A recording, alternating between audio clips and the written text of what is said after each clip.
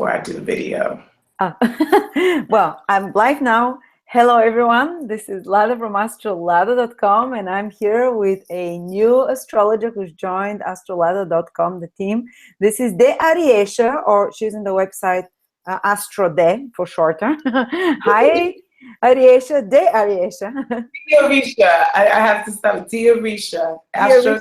Okay. Yeah. Yeah.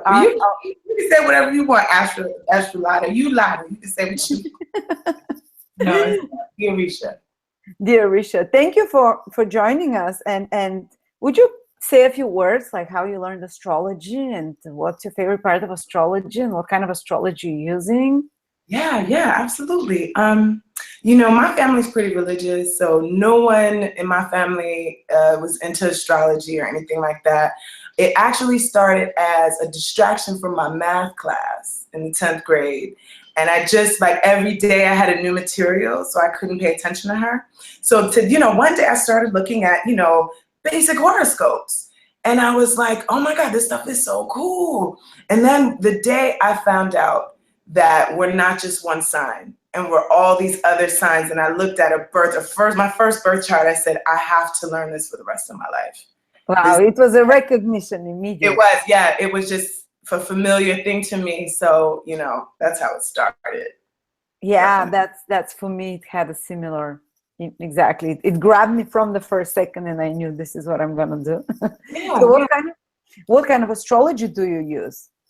Okay, so I grew up first using, I didn't do it for 15. I started using Western astrology, and then probably about 2010, I started to get a hold of Vedic. And then, that left me all confused and jacked up because I'm like, oh my God, but I loved how I was also watching your videos at the time, and I love how you incorporate the two at the same time. I think that's gold right there in the reading. So mostly Western, but I do add some Vedic involved in it, and I'm learning so much more. It's an endless sea of information. It never stops. Yeah, exactly. That's what I'm constantly studying and learning. And my ultimate goal is all this information, all those different astrology schools, to really get the best techniques out of them and to really simplify astrology for others so they're not lost in the sea of information. So I love every time I speak with a new astrologer with new knowledge that gives me their amazing tips on what works best and simple tips that also the viewers can understand and follow and apply in their chart. Yeah. And you said that you love doing relationship astrology horoscopes. I do. I really do. I can't say I got the best relationships now, but usually those are the people that can help you out with your relationship. So exactly. Yeah. So for me, it's always been a fascination how two energies can come together and how do they work? You say, oh, that person's a jerk. Well, he's not a jerk to me. Yeah. With him doesn't flow like he's a jerk. His jerkness actually, coincides with me very well. So I think I just was so fascinated, and it helped me take an objective view on how people really are. It's like, just because it didn't work out with you, it's okay. It's all right. It's just your energies didn't flow. It just didn't flow. But there are some jerks. Right. Everyone. Jerks out there. They're just some damn jerks to everybody. It's in their natal chart. That's just what they don't do. Yeah. Yes, but it's true. You're so right. Like someone could be the ideal partner for one person and totally nightmare for another. So that's definitely showed in the horoscope. Yeah. And then people sometimes bring out the best and the worst of us. You might have a really great aspect in your chart, but then Susie Q comes along and just like totally waters it down or makes it go the lower octave of that sign. Or activates it with squares and oppositions so you don't act it out. Right.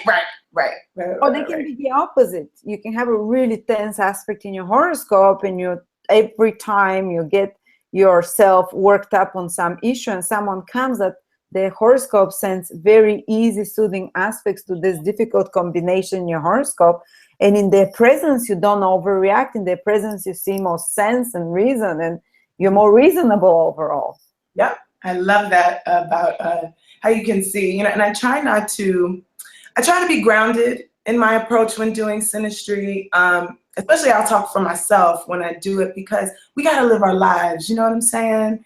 And you know how many people I wanted to date, and I looked at the synastry like, oh, this is going to be horrible. You know, but we meet Tuesday at 2. You know what I'm saying? I'm not going to stop I got to, you got to keep living your life experience, because sometimes you might need that Saturn square. You might need that new lesson in your life. So just, if you see something, I always tell people, if you see something funny in a chart, don't cut the person off. Live your life. Yeah, and you can probably, if you're meant to be with this person. True, right. It's going to get cut off anyway. Something's going to happen. Or if you're meant to be with them, it'll just flow right. It'll flow easy. Go with your heart. Once I was in a relationship that we had like all perfect trines and sextiles. It was the most boring relationship ever. It was too easy. It was too easy, right? Yeah, too easy. If we were best friends, it would be great, but for a passionate relationship, it just didn't work. You need those things that press your buttons with other people. And those oppositions, when they hit that spot in your chart that's empty, so all of a sudden you're dealing with stuff that you never, knew, like, oh my God, I'm not used to this. Like, what is going on? Because they're hitting a spot that, is a kind of empty place in your chart, and they're feeling that, whether it's not necessarily a void, but it's just a new area to work on for you. Yeah, it highlights it. They activate the empty house in your horoscope, and it highlights it for you. And you're like, I never knew that I can be into carrot planting or whatever. But they can bring out different sides to us. Yeah, I love that what you mentioned. You're right. I see what you mean. Yeah, that somebody comes in and you don't know. It's like, whoa, I like this. I can do this. Something new. And then they leave and you lose interest in that thing. Right. Once they're gone, all of a sudden, I don't want to do the carrot planting or whatever. I don't want to do that no more. Where are they? I have, awesome people in my life where, when I'm around them, I want to laugh and joke. I just want to start cracking jokes. They don't have to say anything. They could just be in my presence, and I want to just start joking with them. It's amazing. Or people that you just get sad when you're around. Oof, I know. Yeah, I'm trying to avoid that these days. I'm really trying to steer left. You make me feel some kind of way, I gotta go left. You're Saturnizing me. Move your Saturn away from me. Yeah. Get that Saturn wet blanket off me. Well, can you share with us some of the? We're going to speak today, of course, about compatibility and synastry. And can you teach us some of the best techniques that you found, or what really works for you with clients? Give us some stories so people can also learn some astrological, because this is a favorite topic of everyone. Relationships is the topic that never gets boring for anyone. So please go, and I'm not going to interrupt you. Talk to us. I'll go on. Let's squeeze out your astrological wisdom. Exercise. Okay, so starting with you got your composite charts, and then you have your synastry. My favorite is synastry because it's just the oldest. Composite charts came a little after doing synastry, and synastry is basically to the point. You take the two charts and you just slap them on top of each other, okay? And once you slap them on top of each other, then you start to see, how does this dynamic go? Who's putting on the wet blanket? Who's, bringing their Venus to what area in your life? I had somebody's Venus was in my 4th house, and they just wanted to decorate my house. They always wanted to bring cool, little cute stuff. I'm like, you're so nifty and stuff. Like, bring it here, so they bring my house. So that overlay, that dance that two people are doing between each other, that's where you get the synastry coming into play. Now, composite, I've always interpreted composite as, okay, once that dance is being played, what's kind of the final outcome of that dance? So, for example, you got two people that are like obsessed with each other.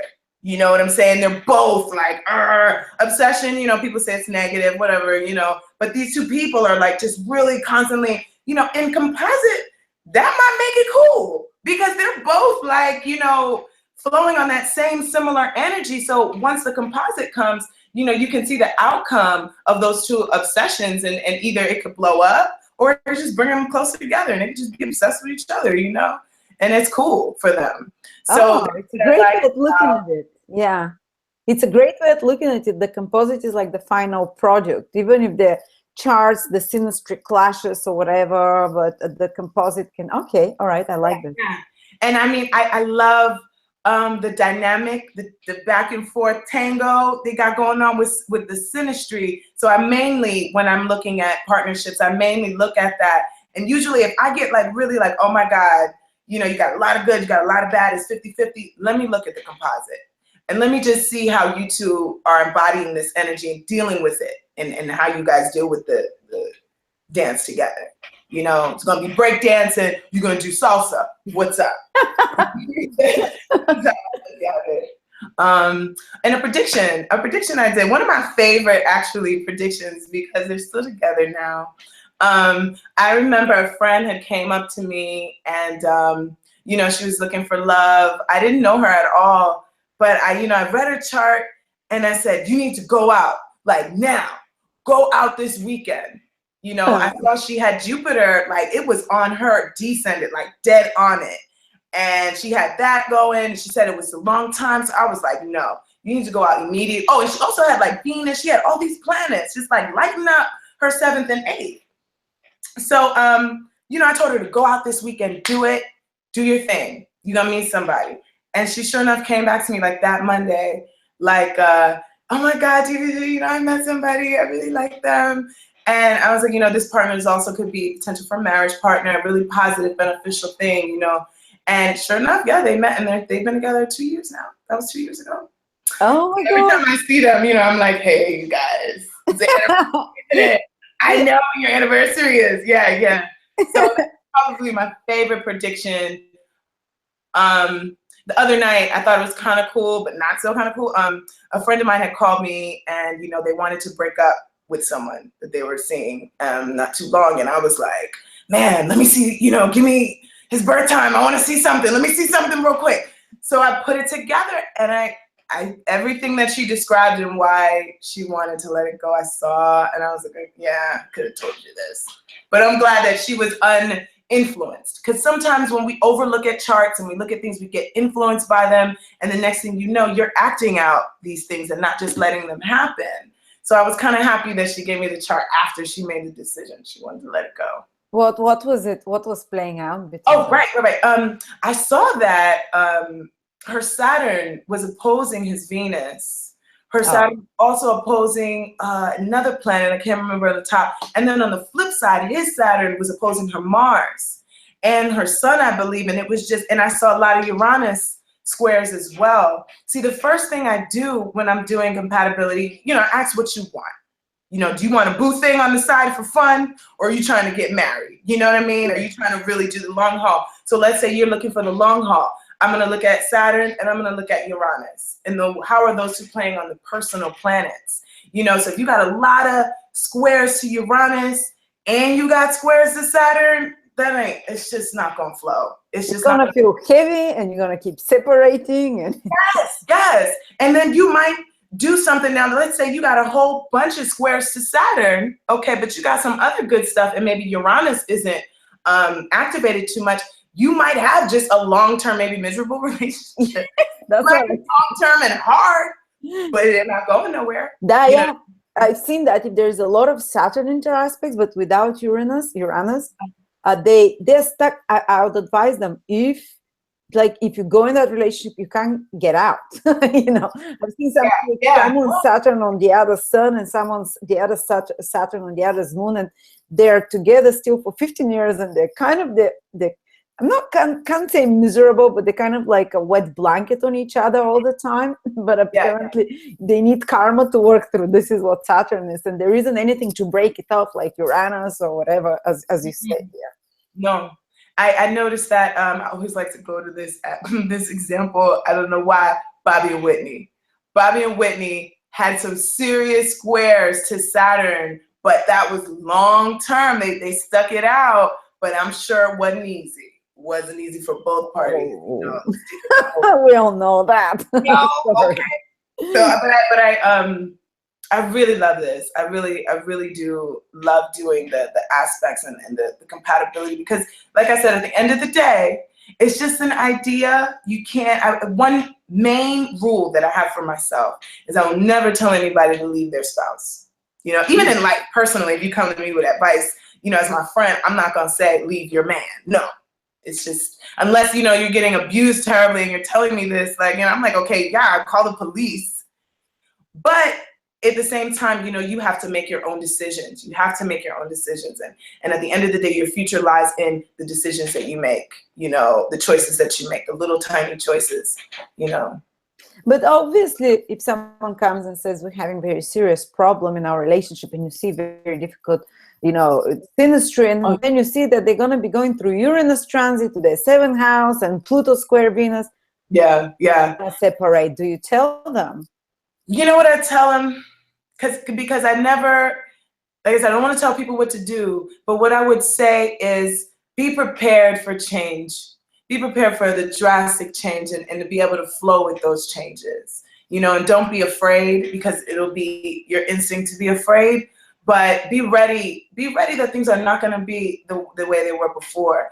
And usually when Uranus is into play with relationships, you know, you can't say your partner's gonna cheat on you. They're really gonna want to step out on you. But you can say, like, hey, you know, how about you? I even heard you mention this before, and I love it. Like, change your hair. Do something that flows with the energy of your Uranus transit. So either maybe for your partner, like put on a wig or something like that, and just like be a different person for them for a day, so that they can get that newness that they need with Uranus transiting their Venus. You got to do something different. Just do something different to try to maintain that energy. Or they might just walk out. I mean, open relationships, that's a whole nother thing. I'd love to do a video on that. You know, open relationships? Open relationships or closed relationships, people that don't want to let go, people that you know, are very free. Because I know people that are just free like that. And I know people that are just very jealous. I can't do it yet. I'm not there on that open relationship thing yet. You know, I'm a Taurus. You know, I'm a little tight on it. But you Taurus, you look so Aries. Aries, right? My ascendant is Saggy. Oh, okay. There's the fire that's coming. Yeah, the excitability. I was like, there is fire there. In the name, I was thinking that Aresha, I thought it was because of Aries something, but obviously that's your real name. Yeah, no, somebody said that to me. It's my real name. If people see Aries right away in my name, and I think that's pretty cool, but no, it's just plain on me. But the Taurus, another thing, the types of charts you're using, I wanted to actually get into using your chart calculator, the Astrolada chart calculator. Oh. I use astro.com, but I don't mind using different software. Like, what do you think about that? Like, what software do you use? I use Scala, but I change the settings. I look at whole sign house system, and I use also components, and I look at Placidus. Because the house cusps, I always pay attention to the house cusp. Yes. But I also use whole signs, so I check both. And even though they can move planets from one house to another, I have seen it works, because the whole sign is how those planets relate to the ascendant. The ascendant is you. For example, I can give you an example. My horoscope, 4 of the planets I have in Aries, they're in the 3rd sign from the ascendant. Mm-hmm. And they relate to the ascendant. The ascendant is me in a 3rd house way. I read nonstop. I study. I'm in media. I speak and communicate. This is 3rd house. Yeah. And I'm totally psychologically, I'm totally 3rd house, because those 4 planets, they relate to the 3rd house, through the 3rd sign from the ascendant. But according to Placidus, so the house cast, the unequal house system, they all fall in the 2nd house. And I've never psychologically associated myself as someone who is after money, but I create money with my 3rd house interests, which is like reading, speaking, writing, teaching. It just, my 2nd house of money is full, and I've always created money, even without. So it's kind of, I combine both, and they work amazing. Every time there is a transit to my planets in the 2nd and 3rd, because they're both the 3rd house whole system and the 2nd. And Nico, I feel it on both levels. So I advise people to check both systems, because the ancients, they used topically the whole sign. Topical means what topics those planets are responsible for. And I've noticed that psychologically, the whole sign house system is very correct. But I always pay attention to planets close to house cusps, and so both systems. I know it's complicated, but it's like looking at the elephant from one person looks from one leg, another one from the bottom, one from the trunk, and everyone describes the elephant in a different way, but it's still the same elephant. So you actually got me into whole signs again. Watching not at first, I got to say, I have been a fan since way back. I've been watching your videos, and you're so knowledgeable. Like, oh my God, I should have said this earlier. Like, you have taught me a lot about astrology as well, on top of what I've known. And it's just, I consider my education, I call it guerrilla style, because I didn't have a teacher initially. You know what I mean? I just grabbed onto whatever information I could learning astrology, especially not having any support system. So I was just like, anything, just grab it. So, I've had great teachers, Samuel Reynolds, Zaki Starman, and you Nadia Shaw too. There's some great YouTube astrologers that have taught me a lot, but definitely, your skills, you are the master. Oh, no, my God. I'm the same, because I'm self-taught a lot, and then I started studying with teachers, but I was the same. Like, I was grabbing to any information I could find, and it wasn't easy initially 12 years ago. And that's why I wanted this channel for everyone who wants to learn, even without having a one-to-one teacher, and you can learn without one-to-one teacher. And that's why I'm just gathering all the possible astrology, so everyone is drawn to whatever style of astrology they like and they prefer. But I'm getting all the courses. I'm getting all of them, Lada.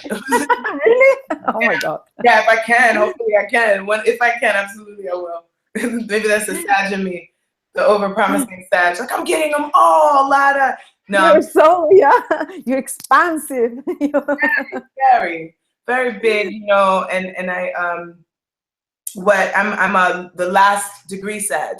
So Saturn is coming right on that ascendant point, so. You're the last degree Sagittarius? Say that again? Your last degree Sagittarius ascendant? No, I need to get it rectified. I absolutely do need to get it rectified. I'll say last deacon.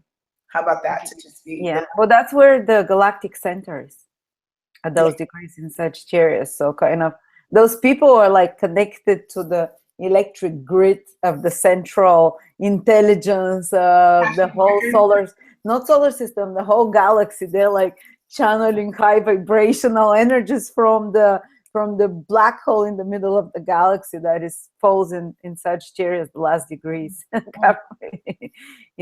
Life feels cheap.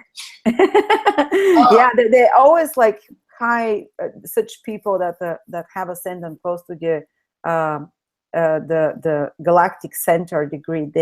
They're channelers of higher knowledge, and they are honestly, they're like wired up. They channel very high knowledge, and if they don't dedicate their life to some higher purpose, often some big dramas can happen in their life, because the universe wants to channel through them higher knowledge, like the powerful wisdom in the middle of the galaxy, where the creative mind of God comes from.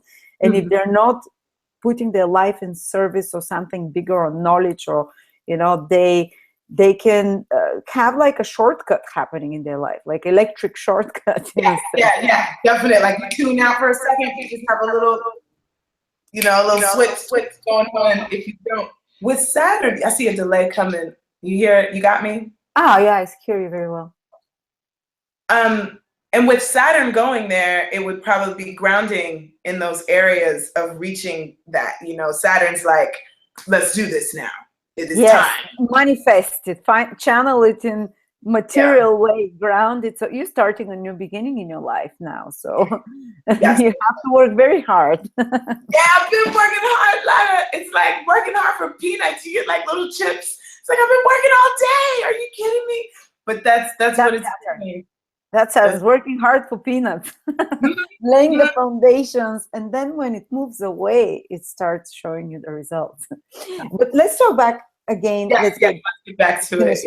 I can talk to you forever about this stuff, but yes, let's focus. Yeah, because there's the topic here, and we can do many other conversations and topics. I think people would love your personality. I love it already. And I think you explain astrological terms so easy and so excitedly and passionately, and people need that. So would you tell me great compatibility factors that you see that have worked with clients you worked, or friends you've seen charts with? Okay.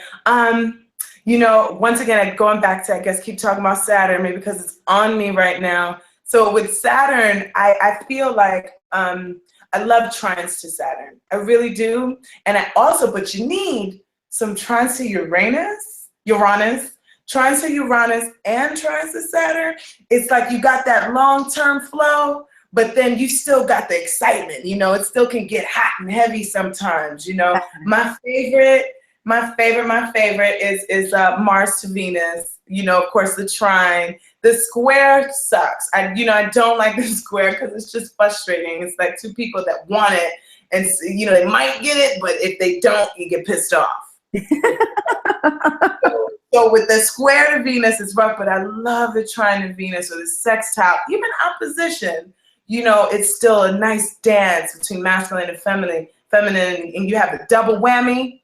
You know, if you both got it, oh man. So you got so with those three, you got great loving, okay? You got longevity, that old comfortable shoe feeling, and then you have that Uranus excitement. I mean, to me, that's kind of like the perfect kind of catch. But wow, you described the chart of me and my husband. I'm like, who has that? Inter aspects between Mars and Venus. A trine between Mars and Venus, and a square between Mars and Venus the other way around. And we have trines from Uranus to my personal planets. His Uranus trines to my Sun, Venus, and Mars, and his Saturn trines to my personal planets. Yes. So it's perfect. That's what I have them all. You know, I love it. I'm happy for you. You know, very happy for you, because I'm like, you know, I try to look at it, you know, and the opposite level of this I've experienced. You know, when you're with somebody in certain generations, their heavy planets will hit you. Personal planets really hard, like Neptune. I've had someone who's Neptune, Saturn, and Uranus squared my Venus and Mercury. Which my God, how did it make you feel? At first it was great, but it ended quite quickly. It ended very quickly in, you know, a misunderstanding led to hurt feelings and delusion. You know, I'm sorry, a misunderstanding that led to hurt feelings and separation. So it's like we have Neptune, Uranus, and what? and Saturn. Squaring my Venus and my Mercury. And I keep meeting people like that as well. So maybe there's some lessons that I need to learn these days. I do probably need to learn lessons because they just keep coming. And it's like, once again, like I said earlier, you don't want to be like, oh, I can't hang out with you. You're Saturn square my Venus. No, you say like, I need to learn something from you. I keep meeting people who trigger me like that. Yeah, man. You know, and then I think it's probably my Venus is in Aries. So it probably needs to grow up, probably needs to mature a lot more. You know? Okay, there is the Aries. There is the femininity comes in an Aryan way. I was wondering. So I'm always fighting for love, you know what I'm saying? And I want to teach people to be empowered in love. I really do. And you know, and empower themselves. I love this RuPaul quote, you know, who you going to love if you can't love yourself? You know what I'm saying? So even within this industry, look at yourself and look at what's going on with you. I have people, of course, the main question, when is love coming into my life, right? So I tell you, I look at the sign and say, okay, the opportunity for love could be coming around this time period. Now, where are you in this opportunity? Are you ready? Are you happy with yourself? Are you studied up? You know, is your money right? Are you okay with yourself to receive this opportunity? Okay. Now, once you say you can receive it and you receive the opportunity, you know, it might not last. You know, it might not be that long because of other issues that you still got to keep growing and working on. So I can tell you the opportunity, but what you do with that, what you do with it, that's on you. And that's great because they're often, not often, but there'll be like activations maybe in 2-3 years again for love. And then again, maybe sometimes 2-3 times within a year, there can be opportunities, people coming. Sometimes they can be a period like 7-8 years that no one appears, but they keep coming. And if you're ready next time, it can work. So. I mean, I have calculated, I've done it. I've been like, okay, around this time period, I know this is going to happen. So let me get this. Really what I didn't do, I haven't done it with love. Because, you know, my 7th house is empty or whatever. I haven't done it with love, but I did it with career. I saw Jupiter was coming up top, about to hit, you know, my MC. So I prepared for like a year or 2 for that Jupiter hitting my MC. And when it hit right. It absolutely hit right. And good results. The day when Jupiter hit, I have a billboard in New York City, and it's all over the city. Billboard? Oh, are you an artist as well? I'm an actress. I'm a painter. This is some of my paintings. Oh my God! Wow. So I'm in the entertainment industry. So I was just like, you know, oh my God, I know astrology, and Jupiter is going to my 10th house. Let me get ready. So I took acting classes. I started, you know, really investing in myself professionally. Oh, you did the Jupiter in the 9th house before that. Yeah. Qualifying well, good education, good teacher. To the top, I found the best teachers. You know, I went to the top, and everything that I learned, you know, learning from the best. And once it came over my 10th, everything was in place. Yes. For that. Yeah, I'm thankful. And that's how we want to use astrology. A person would want to come to you and say, okay, I want to get the best results for this software or to get the best relationship or whatever. And you can prepare them and tell them when and what to do before that to prepare and what to focus on. That's right. And just like before 7th house gets activated with transits, those planets pass through the 6th house. The 6th house is self-perfection and working on your, you know, it's like the critical eye of Virgo is the 6th house. So turning it towards yourself and perfecting your skills or whatever. And working out, you feel confident. Yes, working out, a diet, exactly. Healthy so that you're not all bloated when you guys go on your date. You know what you're doing to get prepared for another in your life, because it's about not selfless, that's 12th houseness, but it's just about sharing, learning how to share. And, you know, for some it's harder. You know? Yeah. So let's go back to synastry, because as tell me what we do, I can talk about so many things. It's so interesting to just go on a tangent. You should have your weekly show just to talk about astrology, because you do it in such an entertaining way. I hope she wants me to be more structured, but I would love to just sit and chat. Like, no, this is what I love. Please do that. This is you. Empower women with your Venus in Aries. I want you to do shows about how to empower women, because this is what Venus in Aries does great. And your Venus is in the 9th house, which is teaching.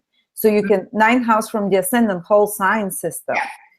So you can be an amazing teacher and inspire for women with your passionate Aries Venus there. So that, but anyway, not only women, but for everyone. On that note, though, I couldn't keep it up. Maybe that's the Mars and Gemini, but I had a boxing gym class to teach women how to fight against domestic violence. Oh, wow. Yeah, and I wanted them to learn how to kick the dude's butt if he is coming at you or whatever, just to empower. It was about empowering. So keep going. Sorry, Yes, definitely. You need to empower women through astrology as well. Prepare them how to kick the asses of their partners. I mean, how to kick ass as the best partner themselves. And be the best in themselves, yeah. And who do you see that have, like, personally in their chart, when you look separately in a chart without comparing with another person? Right. Who have you seen to have some of the biggest problems or need much longer time to mature before they can be more satisfying relationships? Can you give me a few combinations and how you've seen they play out? Yeah. Sometimes squares to Pluto as well, I notice really could slow you down or more so attract you to the darker side of partners. I don't like to say dark, but maybe the lower energy type of partners, you know, could come into there. Somebody with a Pluto square to Venus, I've seen that, you know, and you know, and God forbid, you know, your Mars is also squaring that Venus. So that's like violent love situations, you know, we can pretty much guess, you know what that is. Actually, they might even turn us that's the kind of people we might be turned on by. Exactly. You be turned on to it, or you want it, you bring it to you. It's just a part of your life in some manner, those types. Or you might be one yourself. You know what I mean? You might be an abusive, manipulative type of person that needs attention all day and night, and for whatever reason, with that Pluto squaring Venus. Or I see that I honestly tell people, don't, like, if you got a Saturn return coming soon, I tell people that's not a good time to commit in a marriage or something like that. Like, just wait until it kind of eases over. You know, if you're going through a Saturn return, Venus in the 6th house, definitely some type of Capricorn on the 7th, you know, on the 7th house cusp, I would say, wait a second. Saturn, I know someone that has Saturn in their 7th house, and they complain constantly. They stayed in a very, very long-term relationship, very long. It was stabilizing for them. However, I mean, it was just like they should have waited until their Saturn returned, because then maybe they would have you know, met someone that was long-term, but probably they would be more mature and more ready for it to choose one. Yes, if you have Saturn in the 7th house, it's better to get married after your Saturn return, usually. Absolutely. Let me just go get my charge. I'm sorry. Yeah. But talk about relationships. I want to talk about relationships. Take the stage. Take the stage. This is your show now. Go anything you want. I'm with it. Do you think? Yeah, what I love the most, like I said, about relationships and synastry is that you can seriously, you can get a grasp of someone where you need to go with someone or where not to go. Like, for example, you know, I get some readings where people are like, I have a crush on this person, you know, you think they might like me, or would they be interested in me? Especially if you have birth time, of course, the most accurate it can be. But, you know, I'll look at how the dynamics are flowing and tell you, like, hey, Jill, you know, Jack sees you as a friend more so. And, you know, you, of course, he's your ideal partner, like he's the man. But, you know, for you, Jill, you know, Jack kind of sees you as like a friend, a really cool friend, and he's not attracted to you. No, I mean, I wouldn't want to say that, but generally, I mean, you can really tell where attraction lies as well in charts. Yes, you can tell if a partner, not if a partner is absolutely going to step out, but if the temptation could be there, if the opportunity for that partner could be there, you will see. So, you know, if the partner is going to step out, that's on him. I mean, that's on him or her, you know, and what they choose in this moment. But the opportunity for them to do it could present itself. I can tell you that. I can tell you that. You're back, Lottie. Yay! Yeah, I missed. But, go on. You seem to be doing great. Carry on. What are you talking I'm so thankful. Uranus is in my 12th, and I feel like I've kind of I hide the fact that I'm weird and I love astrology. So now I'm out of the closet. I'm ready to roll. Maybe the Saturn passed it. I don't know. But now I'm like, just let everybody know this is what I do, you know, and I'll do your reading. Just let's go. And I just love that you have this platform for me, because I wouldn't have been able to do it without you. Oh, thank you. Well, everyone can do it, but it's like a lot of hard work. Right. I wouldn't do it the same way. How about that? Yes, not the same way. Yeah. Well, would you like now to take a few questions for relationships from people? Because I think they would love to hear you talk about, if people that are listening, I'm here on the chat. And people are loving it. They're like, I love you, AstroDe. So let's guys, do you have some general questions about relationships, rather than like, well, they can be more specific as well, but not like, oh, when will I marry, and giving you details, more like asking something astrological that everyone can learn while we're answering. I'm just checking here. A lot. I don't know, do you see the chat? No, I can't see it. You can tell me the question though, right? Okay.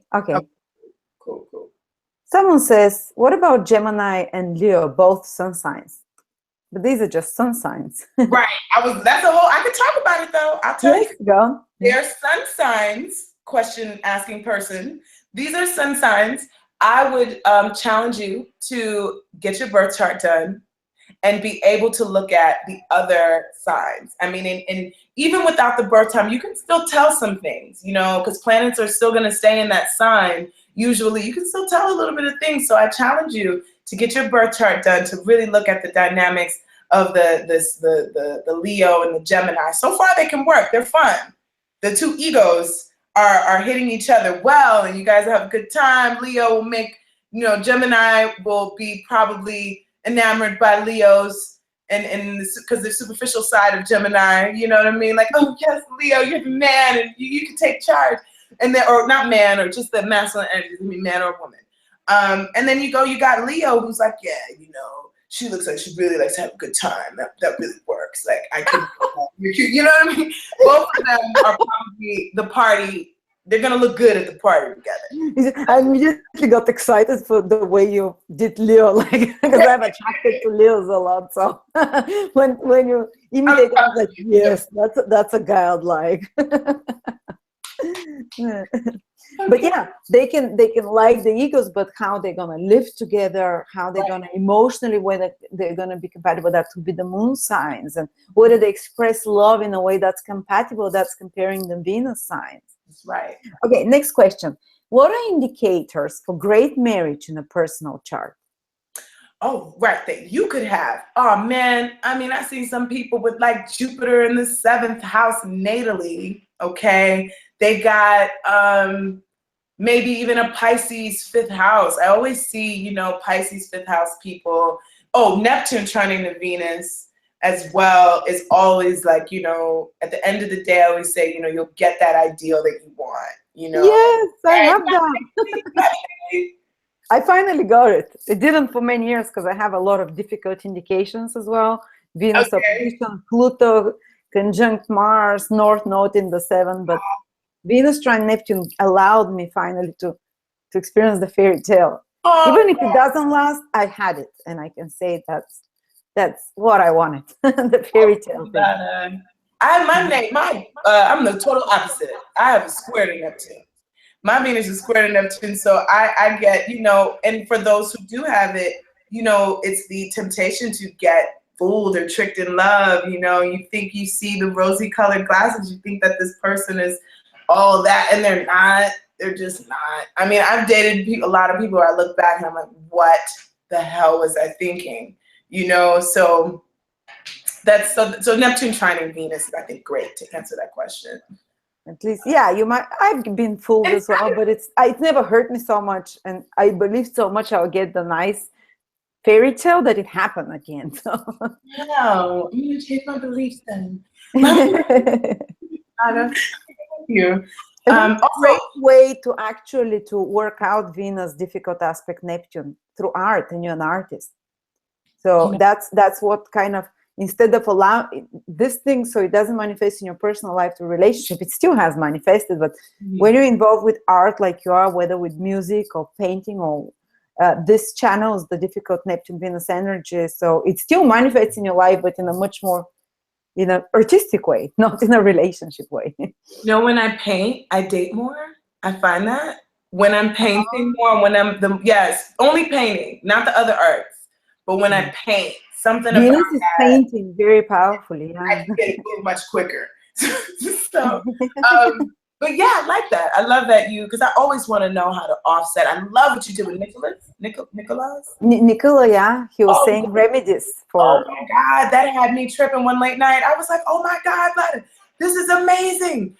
And you know, remember what he said, Venus, Neptune, you have to paint the ocean. Paint the ocean, the sea, dolphins, water creatures, and then it manifests in a much less harmful way in your life than deceptions in relationships.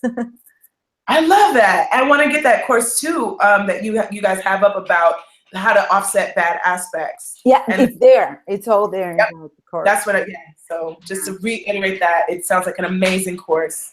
Apparently I have to draw scorpions and snakes and deserts. Really?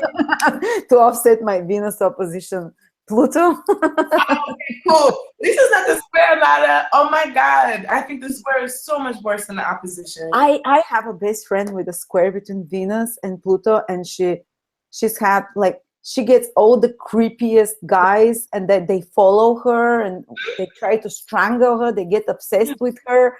She also spies on her boyfriend. Yeah. She taps their laptop, so it's kind of quite intense and extreme sometimes.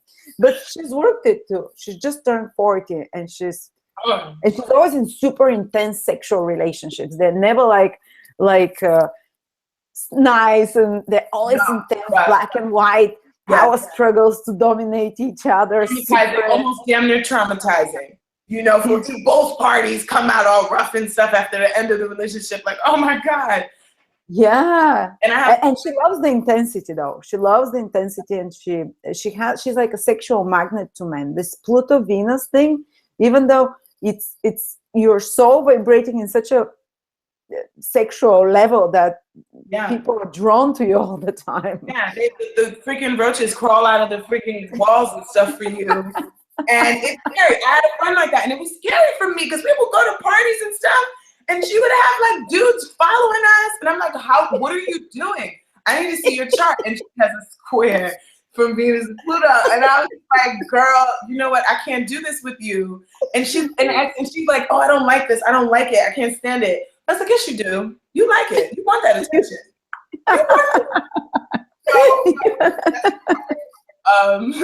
And bless her. I always worry about her so much because I'm like, you don't like this stuff too much. I don't want these guys to like kidnap you. No, I have the opposition. And as little, till I was 18, all those old dudes used to follow me to school. Yeah. There was one every morning with the car, slowly driving behind and offering to drive me to school and stuff. And guys like they trying to kidnap me and things. So my parents knew. So they start when they people started telling them guys are following her with cars, old guys and stuff. So they started driving me to school. So the Pluto thing. And then you get a lot of predatory people in your life with Venus Pluto. That either you're predatory or you attract predators towards. Or you balance between both in your life. You go back and forth. I've seen that too, where people are like, oh my God, I'm a victim. It's like, oh my God, now I'm a predator. Oh well. And it's like, oh no. Yeah. But I appreciate it. I find, like I said, I always attract that. So I can kind of appreciate the obsessive Pluto-ness energy. It might kink us, my Venus. I'm not sure, yet about that, but maybe I'll find out later. Well, you have your Neptune to deal with. It's not easy. Right, I got my Neptune to deal with. I got Gemini, I think, on my 7th house. So I'm just like, it's crazy. You can have multiple marriages, more than one. I might. I haven't been married yet. I'm 32, so I haven't yet. But I'm taking my time. I'm loving this journey that you mentioned. We were talking about with Saturn on the ascendant. So I'm cool without marriage, and I know I'm gonna do something weird anyway. I'm gonna have some kind of strange marriage set up. Because even as a child, I was just like, oh God, those dresses look so hot.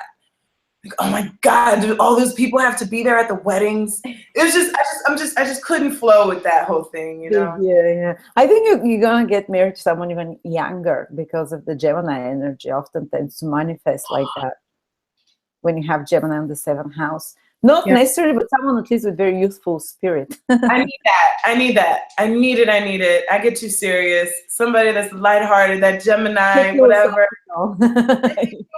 Sagittarius, and you got Gemini and Sagittarius. It's like Sagittarius wants like, no, this is serious. This is my philosophy of life.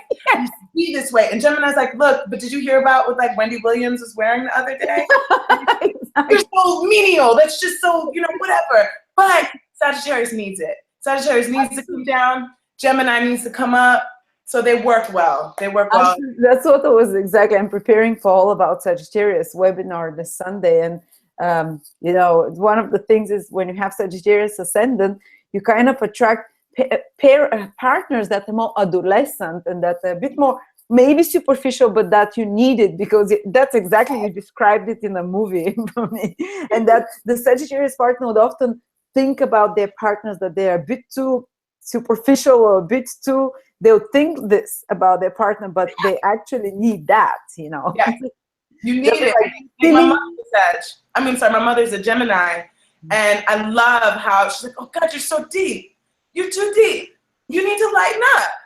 Let's talk about her nails. You know, she get her nails done or whatever. And I'm like, but mom, you know, the acrylic on your nails is not good for you and all this stuff. And I'll go into this deep thing and she's like, whatever. So cut the TV on, please. You know, and I think it's awesome. I love the oppositions dynamic, you know, Taurus and Scorpio oppositions. So I'd love to go over that one time talking about, you know, synastry and compatibility. Well, we can talk. Yeah, we can do that next. Or you can do it if you have the, you know, an hour and do it. You know. Yeah, talk about the oppositions, because that's amazing. Someone is saying, what about the compatibility of an Aries and Libra? That's the opposition. Maybe mention that as well. It's the same thing where you got, you know, Aries is like me, me, me, me, me. This is about me, and then Libra's like, okay, well, this is about us. This is about us together. So how can we bring this together? And it's like, okay, well, all right, you know, it's where they clash. They could still come together. You know, they can still come together. Aries can Aries could teach Libra how to be about self for a second. You know what I'm saying? And where Libra can say, all right, compromise. Let's compromise this Martian energy and this aggression, and let's bring it to a more balanced level. You know, of you know, the compromising. But absolutely. Yeah. Yes, me and my partner, he's Libra ascendant, I'm Aries, 4 planets, and oh damn, you guys got the overlay too? Yeah, I have almost 4 planets in his 7th house, and he takes forever to make a decision. So I'm like, come on, no. Like, if I could by now, would have moved 10 times and bought a house, but he's like, no, let's take time, let's research, you know, and I'm always like, go. Yeah, let's do this now. And yeah, I think I'm teaching him to take decisions faster. He's teaching me to, because often I would go to the fridge and do something for myself to eat, and he would look at me stunned, and he would say, what about me? No, he's deliberate. We always have to do things together, and he's like shocked that I can be so selfish, and I totally forget. And I just go and open myself a beer or go to the shop and get myself something, and I'm learning how to think about another person as well and share. Not that I'm selfish, it's just not in your mind when you're so much Aries. You're like, yeah. You know, there's the debate of, okay, you tell me this. Tell me what you think, Lada. Like, all right, my thing is, if I'm eating ice cream and I know you're gonna want some, I'm gonna just buy you a whole nother ice cream because, like, I want my ice cream, all of it to myself. Do you think that's selfish? To buy the other person their own? Yeah.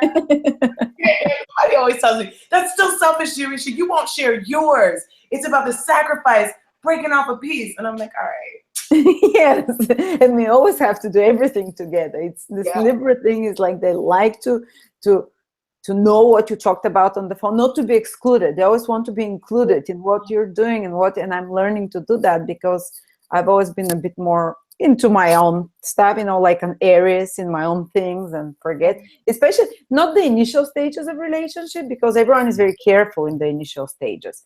But in long-term relationship, you become, Aries becomes very Aries, and you know, wow, the Libra is still, let's be together, let's do something, you know. That's so cute. And I definitely, with the Mercury, Venus and Aries, it is, you know, I was kind of called self-absorbed recently. And I mean, I'm like, oh my God, I don't mean it. You know, it's not, I think about the other person. I really do. It's not that I'm so into myself. It's just maybe it could be for the moment. Yeah. You know, but if you bring it to my attention, I can flip it. And because just as Aries can be self-absorbed, they can be focused. Very focused and passionate. That's what it is. I think the Aries focus is so single-minded that when they focus on something, they exclude everything else and they forget about another person. It's not like they're thinking about themselves. They're just thinking about something. They're focused on something, some goal, and that's why they might come up like selfish, but they're not. Yeah, just give me something about you to focus on, okay? And then maybe it'll come together. Yeah, exactly. Okay, let's take one last question. Yeah. Someone says, what about Mars in the 7th house? How have you seen this work out if someone has Mars in the 7th house? Really, right? I love that. I know somebody I think that has it. And we always described it as like, we're going to do this together, my way. Okay? Sorry. We're going to do this together, but just let me lead. Okay, let me show us how to do it together, right? Oh, I love you. Like a great team leader or just a bad team player, because it's still like they want to do it their way. So, I mean, you could be in a team, but I would probably put that person as a leader in the team, or just give them a focused Aryan type task, you know, so they can still feel that autonomy, but still be a part of the group, you know, at the same time, you know, because they still need to feel, I would believe, with that Mars, you still need to feel autonomy because it's difficult. There's constantly a back and forth clash with partners, whether you're arguing with them or just battling or at war with somebody constantly, or, you know, you're obsessed with merging. You constantly want to merge. That's all that you're trying to do. But in an aggressive way, and that's not the way. Aggressive way. Like, let's be friends. I want to hang out with you. Like, now. It's like energy. Mars was in my 7th, and it was exhausting. I was just like, oh my God, you're too much. You're pulling from my empty 7th house. There's nothing in there. And you know, you're poking as Mars. Yeah. And I know they're sexual. They're more sexual. Mars in the 7th. Oh, it's because that's one of the relationship houses. Mars. They're looking for a partner that sexually turns them on, and they can fight more in relationships. That's what's important. But that excites them. Actually, when the relationship becomes too peaceful and too predictable, they go and compromise it in some, not compromise, but create some drama, so something exciting. Create an argument, make up some shit, and then be like, oh, it's your fault, it's your fault. I would recommend to that person to fight with their partner, meaning like boxing or something like that. Find a way to fight with them. Play games, competitive games, and get nasty, like not mean, but just like get rough and really get aggressive and play games with them. And I think that'll help the fighting and bickering about stupidness later on. Absolutely. And in Vedic astrology, it creates Kuja dosha, which is known like this people with Mars in the 7th shouldn't get married before the age of 28, when Mars matures from 27 till 28, because then you can control the anger a bit more. For some people, never. Mars only has bad aspects. But it's advisable, to get married and to give more space in each other's marriages, because Mars needs space to swing the cat, whatever. And, you know, maybe they even advise have separate bedrooms. So if you're too much, because if you're too much in someone's space, when there is Mars in the 7th, you get irritated as well. And to give each other, to give some space, maybe to have small separate, how do I say, like separate bedrooms, so you can withdraw there occasionally. Basically, I think it's my 6th Lord goes in the 7th. I know the something about that is in my Mercury, with Mars in the 7th, because that is ideal to me. If I'm in a partnership, like, we need to have separate rooms. I would love that. And to travel frequently, to be able to travel and create that space. No, because Mercury, the ruler of your 7th house, is in Aries, which is a martial energy. There it is. There it is. The need for space again. It's Mars. Yeah, you need space to swing the tiger. Literally, even in my space, in my home, I need space, because I fight, you know, and I like to be able to do the little twirl around stuff and my nunchucks and stuff, and I need space. Not my nunchucks. You really do that? I'll show you my nunchucks are right up here. I love doing that stuff. I really do. I love kung fu. Fighting. I'm the fighter in the relationship, but like I said, I learned ways to enact, ways to do it with someone where we're not arguing about ridiculousness, little petty things. Let's go to the gym. Exactly. Oh yeah, definitely. Okay. You need to work out. Yeah. Well, we can talk more, but I would love to have another interview, or also if you can start having a weekly, just come and talk about anything astrology, look at the chat and communicate with people. I wanted to introduce to the audience because you're really something else. Your character is so fascinating, I think. And you teach astrology in such easy ways, especially when you are so artistic and how you present it. If people can feel the energy, not understand it intellectually, as feel it within as well. So I love that. You you should dramatize the Venus Mercury conjunctions, by the way, in the same sign make someone an actor, make someone. Oh wow, yeah, that's yeah, and Neptune's on my ascendant as well, Neptune and Uranus. So I'm changing the chameleon of changing different, you know. So you guys be ready. You'll see me looking all kinds of. Ooh, you guys are gonna see me go through all kinds of physical changes with the nunchucks and swinging them around. I got paint every week. I want to show you guys a new painting because this is I love here, and I was just, you know, show it off. This is my favorite DJ, so I combine music and my art together. You know, it's all combined now. Now it's combining astrology with that, you know. Yes, and I want to, yeah, and I put it into astrology. So I'm at home. That's why you feel me, because I'm at home doing this right here. Oh, wonderful. This is so cool. I love it. I've lost my coolness. I'm glad there is someone on the team that is cool. That can bring you're so cool, no matter what. Look what I'm wearing underneath. That's not cool. I'm with pajamas underneath. That's awesome. I love you. Show them too. Well, it's just like a dream come true. I love this, that we get to talk to you and finally get to work with you. Real quick, I was punking out. I wrote you guys and I was like, I'm ready. And then I got written back and then I was like, no, never mind. Wait, I'm not ready yet. I'm not ready for this. And then I think it was the retrograde, Mercury retrograde came when I first reached out, and I was like, you know what? I've been wanting to do this. I really want to do this. So I'm just so happy that you were ready. You're an amazing character. You pull astrology, you explain it so easy, and I think you'll be a great teacher to people, and you can incorporate art, music, DJing, anything. The stage is yours. Go totally creative, and yeah, well, I'm looking forward to another interview soon. But we can agree on a time. You can do every week to get an hour or something where you talk about general astrology, anything. You can just talk with people. Yeah, people are loving you. Once a week. Oh my God, yes, let's meet once a week. Wonderful. You know, that's the astro flavor in your ears, what I like to call it.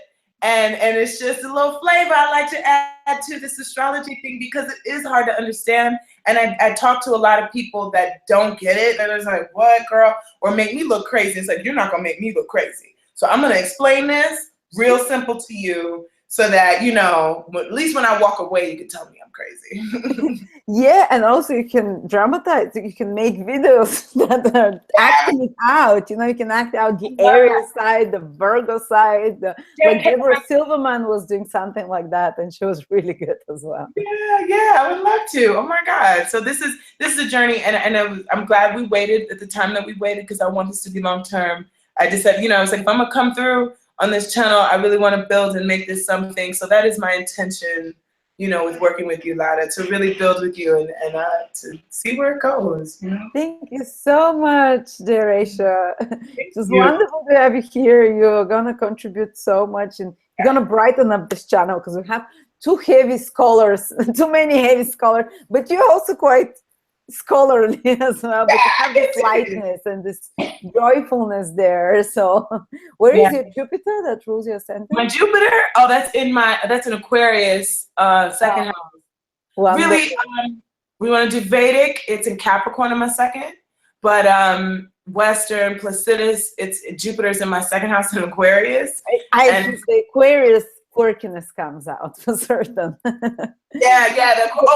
Sign. It's in the third sign from the ascendant. Mm-hmm. So it's about communicating. So big part of your destiny, the ascendant ruler is what your destiny is to be actively involved in media and communication and in speaking. So you'll do great in that. Talk. When I was a little kid, I used to talk to myself. Okay.